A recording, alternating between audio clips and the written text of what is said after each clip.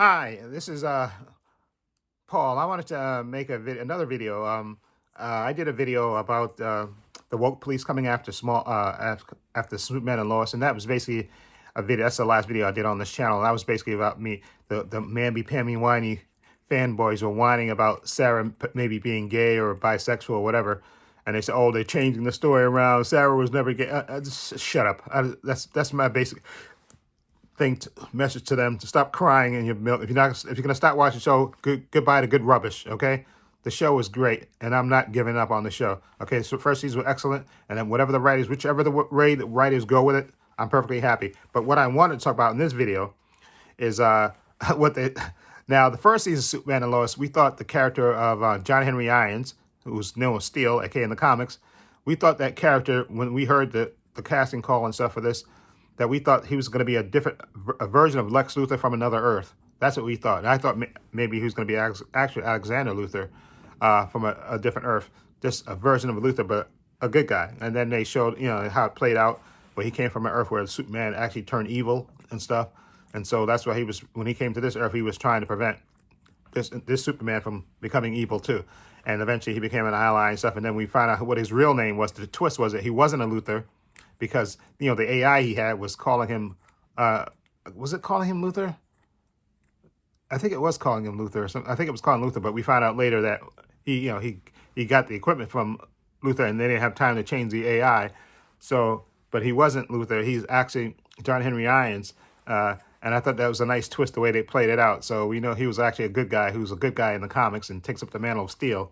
And they did another version of that this season. We're only 3 episodes in, and again, we thought that because I think there was some interview that the producers gave. I think the showrunner gave, where he said that there's going to be Doomsday. We were going to see Doomsday in episode 3, which I just got through reacting to, and instead of he had the same kind of suit on that the Doomsday have in the comics, I think, and on the animated version, until the costume comes off, and then you see the Doomsday real form. But they did a twist with it.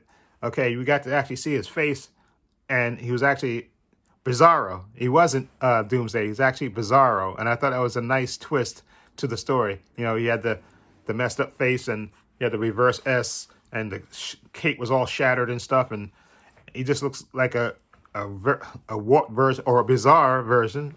They even said bizarre version of Superman, and they're psychically linked.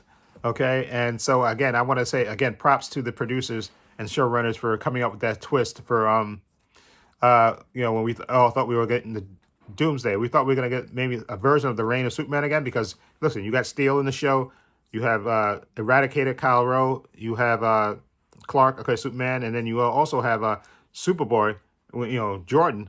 So you got kind of the players there to do a kind of version of the Death of the Superman thing. And I thought going in that what they were going to do is they were going to do a version of the Death of Superman, except Superman wasn't going to die. I thought that the Eradicator, especially after seeing the second episode, they were going to do a version of that. But instead of Superman dying, they were going to have Kal-El make the ultimate sacrifice, for his brother Clark, and actually be the one to die by Doomsday's hands. And I thought that's how they were going to play it out before they ultimately stopped him.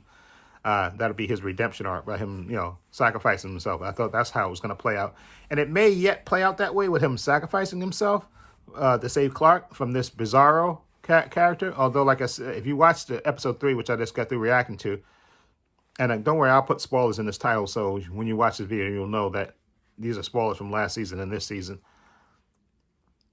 I am wondering again if there's, like I speculated on at the end of that reaction, that maybe because there's a black lady that was running the mines that knocked out John Henry in episode 3 there, and she was talking to somebody on the phone last episode 2 and episode 3, and I'm thinking that's got to be Lex Luthor or something, and maybe this Bizarro is a warped clone version of Clark that the experiment failed, and they buried him in that mountain with and then when they started digging out that mountain, that's when he woke up and broke free.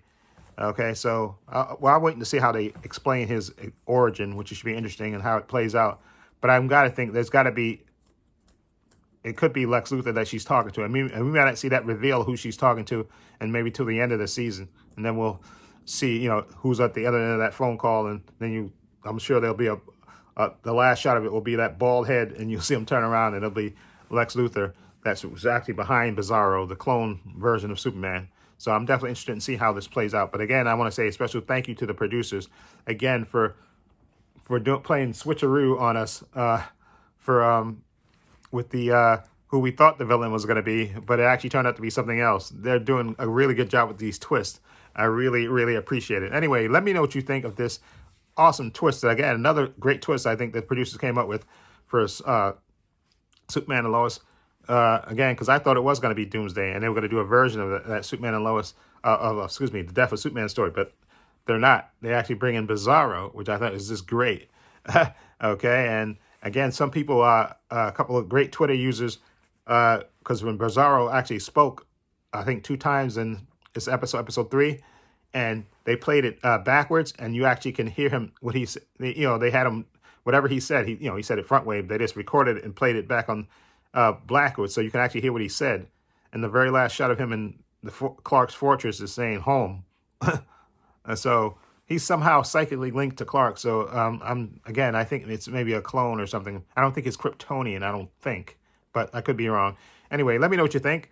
Feel free to leave comments down below. I have links to my social media in the description box: Facebook, Twitter, Instagram. Also have a link to my main channel, Trepacer, in the description box. Check that out.